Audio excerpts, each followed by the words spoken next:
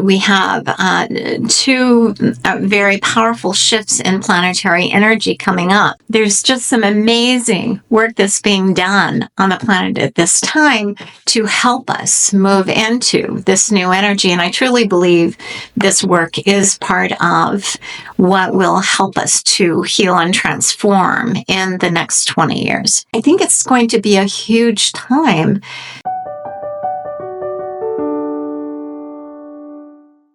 I wanted to get started here today and just do a quick overview of the month ahead. We have an amazing amount of energy. We are still under the influence of the new moon at 9 degrees of Sagittarius. And if you are a Sag or any of the fire signs, Leo and Aries, and your birth date is anywhere near 9 degrees, this will be very impactful. But we also have a lot of other energies that are coming up. The main message around Sagittarius energy is that it is about having faith, and that's kind of the motto of this this YouTube and my website is how do we work with the energies of these times in a way that restores us, that heals us, that moves us into new energies. Yesterday, I started feeling this particular new moon energies, and I'm a Taurus, so Sag energy isn't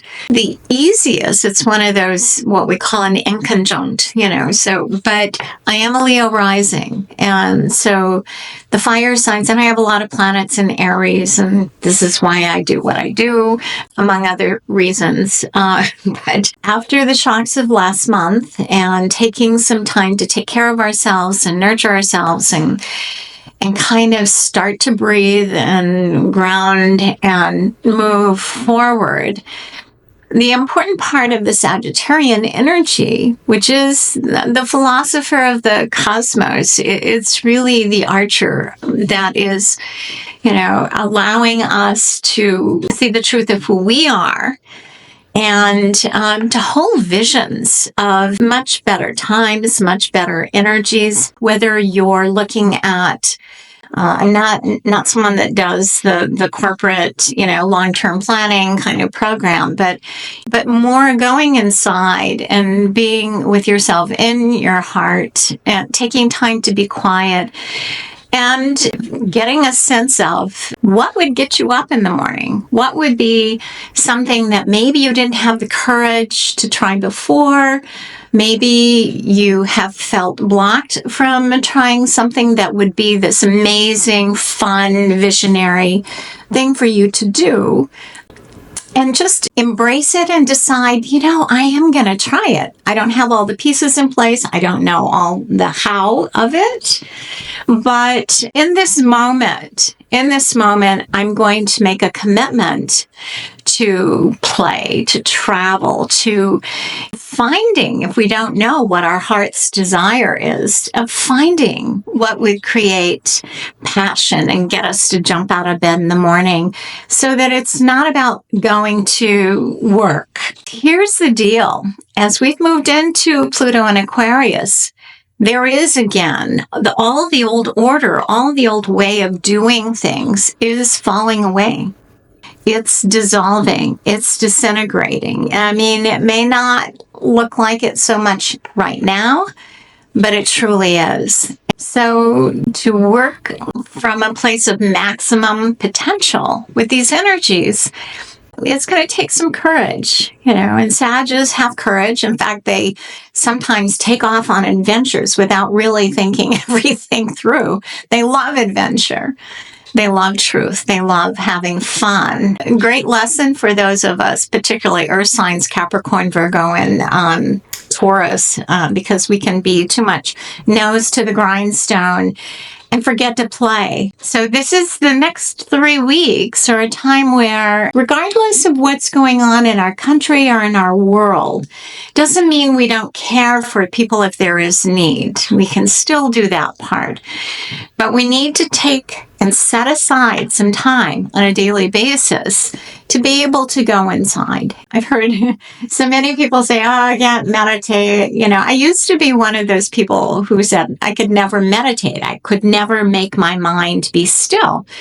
But I've discovered that that isn't the only way to meditate. And sometimes meditation can be cosmic. I attended Joe Dispenza's 7-day courses July in Denver. We went on some trips, and some of the breath work and the meditation, the visualizations where he directed us into these meditations were cosmic. They were amazing trips. They were amazing ways of being with ourselves. I know that a lot of his stuff is online, but you can also go to encephalon.com and look at his things. I will give Joe a plug here today too. Amazing man, and his work is beyond our time. Meditations can be very powerful and necessary to opening our hearts. One of the things that Joe says is that we think our brain is where we make all the decisions, but we're moving into a time where we need to stop the train long enough and go inside long enough and open our heart up more and more and more, and to where our heart energy is bigger. It like fills the space all around us. Our true mind is really in the heart. The physical brain just kind of gives us information, and it can do some rationalizations, but it's the heart that truly knows who we are, or what our greatest desires are, and what would get us up out of bed in the morning. To have hope, to have a vision of the future, to put the energy out there. I am a psychotherapist, so I've worked with these energies and these processes for a long, long time, 30 years. When we can get into stopping the old thought processes, the old tapes, because that's what keeps us stuck in fear and stuck in the past and just generally stuck. It is our mind that doesn't want us to change. It's used to this program. When we start taking time to slow down, to do breath work, and literally we can, and this again is Joe Dispenza's work, literally through the combination of breath work and meditation, we can trigger the release of chemicals in our brain, the pineal gland, that have chemical names. They're components. They can give us a high. They can be very healing. They can facilitate healing in our body. And so it's like we have our own, pharmacology. We have our own ability to heal our own bodies. And so there's just some amazing work that's being done on the planet at this time to help us move into this new energy. And I truly believe this work is part of what will help us to heal and transform in the next 20 years. Great advances in spirituality and actually literally finding that science and technology can open and enhance spirituality. So there's the opportunity to begin to balance those two opposites. The next few weeks, it can be an amazing time. And I know, it's Christmas, it's holiday time. We just got through one and now we have to prepare for the next one. But I think it's also equally as important. I mean, I used to run a childcare center with 80 children and a staff of 7 teachers, and a crazy time. And that's part of why I got really sick. I think we can do whatever the work is. I think we can do the family stuff, and maybe it's time to do it differently. Have everyone bring a covered dish. I'm giving tips and ideas because it's like I had to move into some of these choices, and I'm speaking to the choir, and so many of those of you that are watching these videos, you'll have a lot more ideas than what I can put out in this short little video.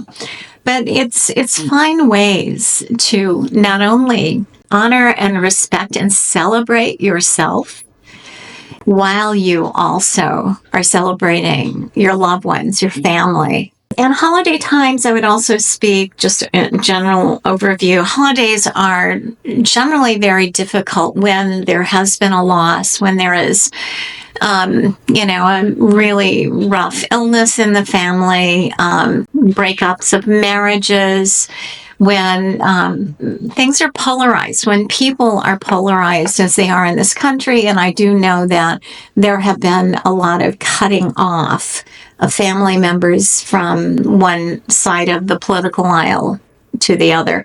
So this can be a time of really, really important to, if you can, negotiate a truce with those family members and say, can we just have boundaries that we don't talk about this? We love you. We want to see you, but we cannot talk about this. This needs to be like left at the doorstep. There are other ways of negotiating with family and friends.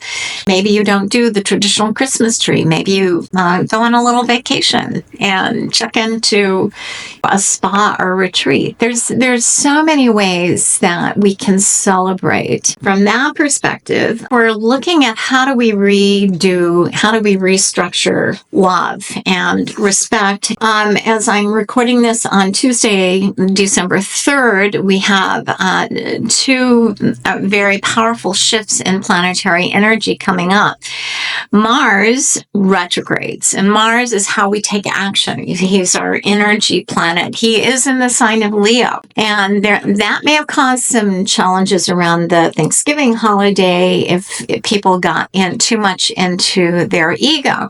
It's one thing with Mars, which represents male energy. It's one thing to be proud, to be the Leo, the lion protector. It's another thing to operate from the shadow side of Leo energy, which is arrogance and domineering behaviors. And I have the truth and the only truth, because we're in Sag time, which is about the truth. And those kinds of situations, it's important to just say, I just remembered something I need to go take care of, and walk away from that situation. And or I appreciate your opinion, but I really want us to go back to, can we just enjoy what's going on in your life? How are you doing? What are you doing these days? And find other things to talk about it whenever possible. We are in Mercury retrograde too. So everyone's rethinking, reconsidering, redoing, reassessing. All the retrogrades are the re.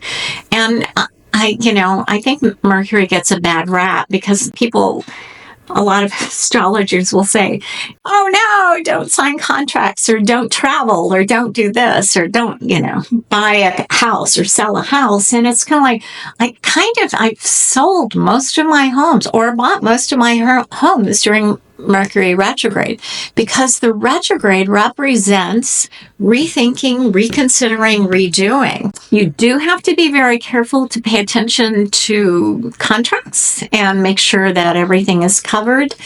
But it can be a time of finding mistakes or having those aha moments with Mercury retrograde.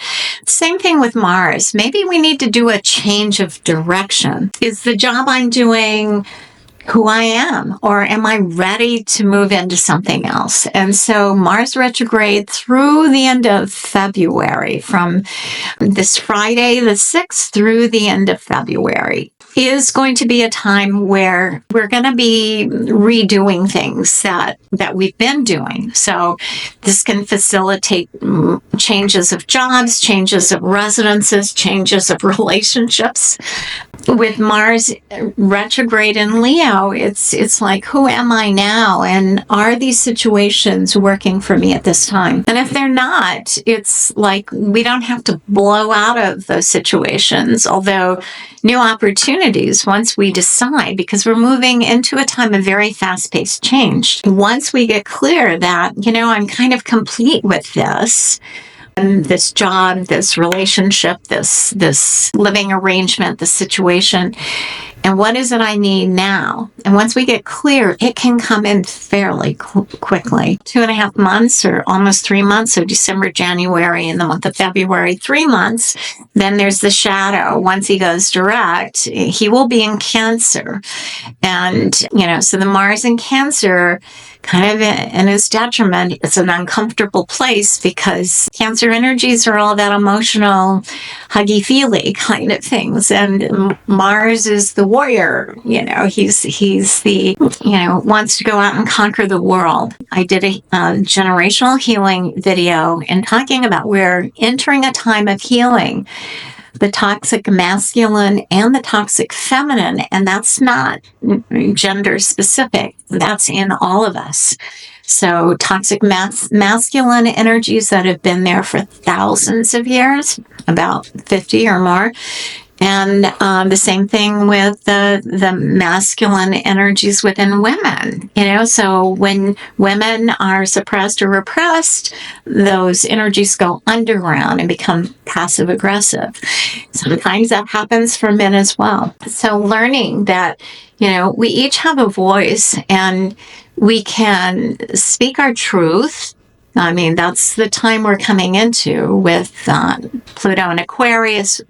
Uranus, the planet of shock and awe and truth, rules Aquarius. As we move into these energies, even more so, we're going to be looking at how do we do things differently.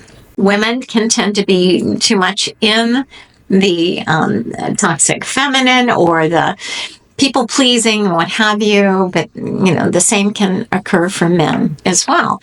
The thing is, we can change without it being a violent change.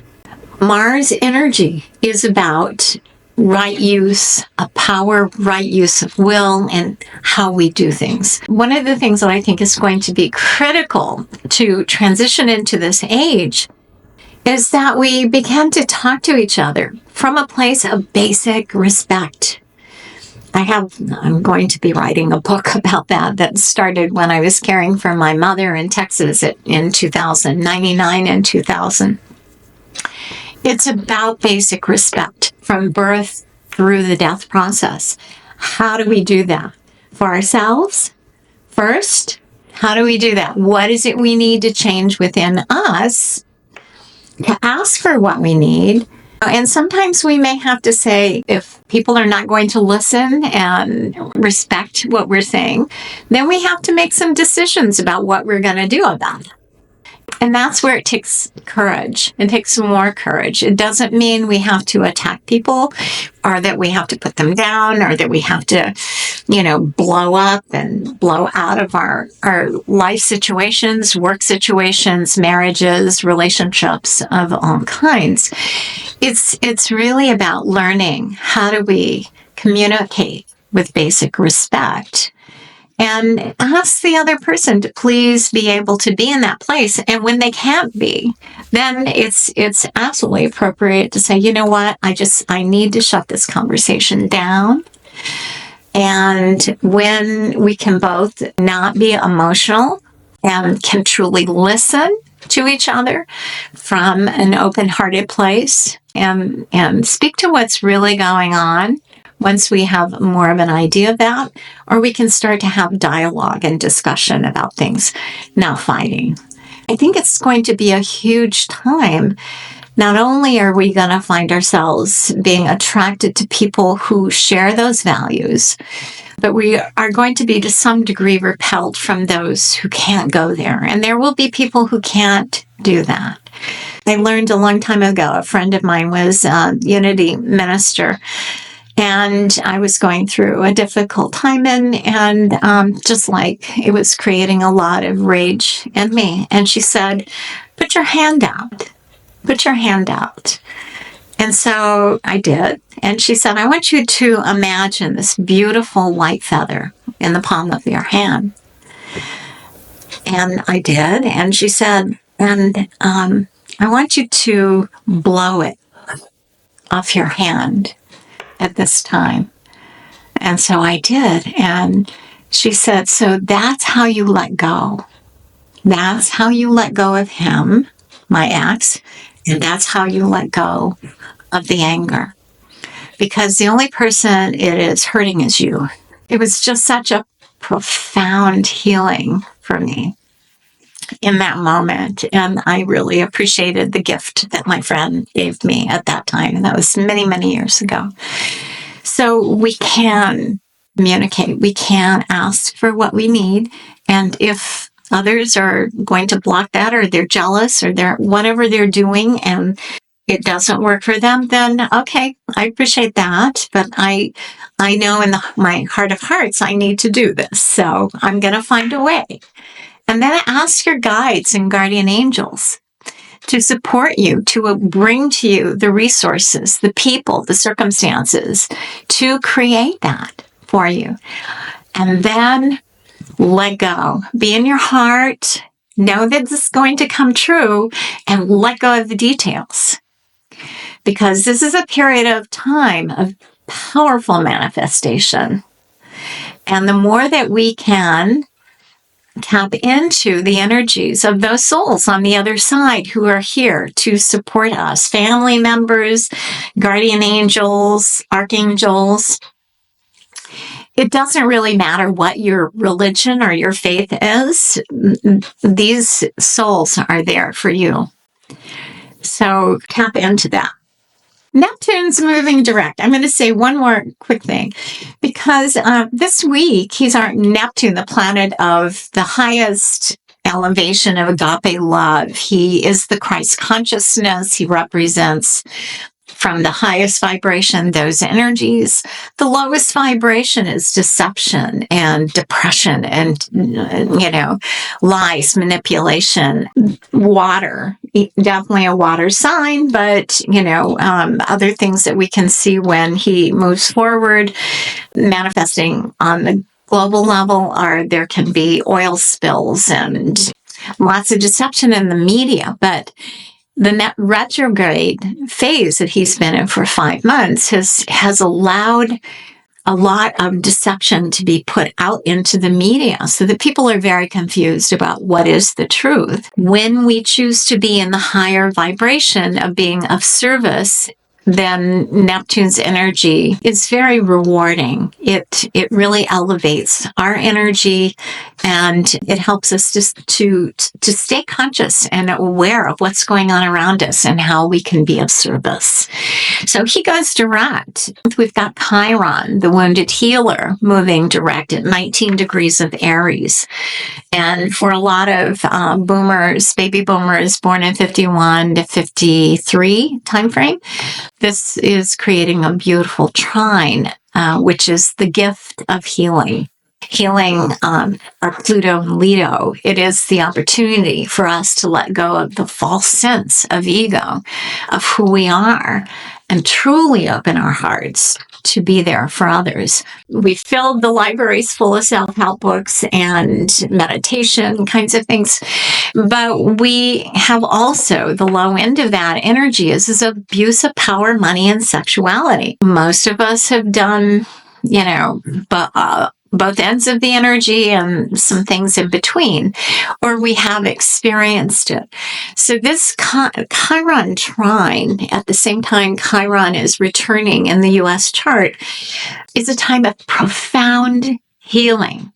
It is fire energy in the sign of Aries to our Pluto and Leo. Those of you born after that time are going to start to move into your trine with Chiron. So born 1953 and on. This is a time of stepping into even our spiritual work and becoming spiritual leaders. And so for those of you out there that are listening to my video, we celebrate that. We celebrate our being able to offer our wisdom and our gifts.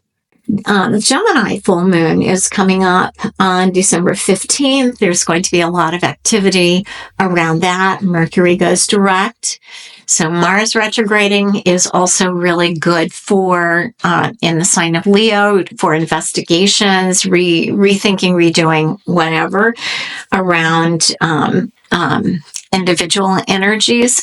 And then as we move into this particular full moon, Mercury, the communication planet, who has been retrograde for 3 weeks and communications have been really quiet in this country since the election. So there's a lot of investigation and research going on behind the scenes. We could hear news of the results of some of that coming up around this particular Gemini full moon.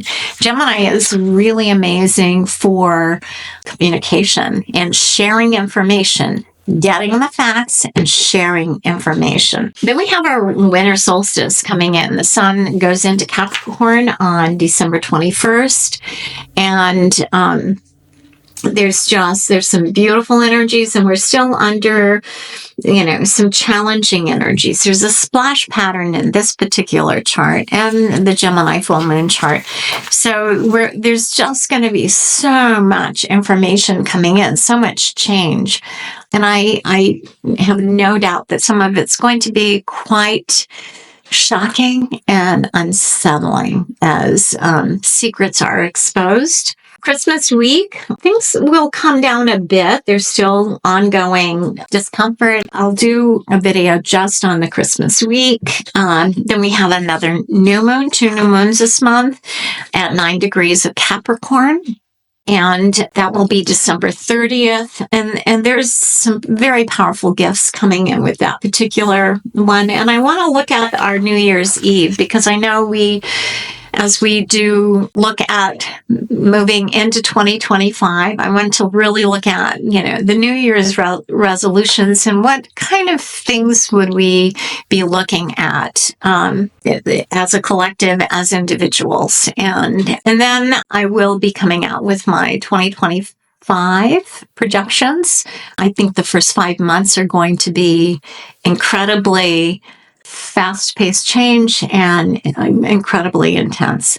So not in a bad way. It's just, I think, having the ground be so not under our feet, I think a lot of the news is going to be quite shocking to us, our systems, and trying to figure out what to do. Who are we? Where are we going?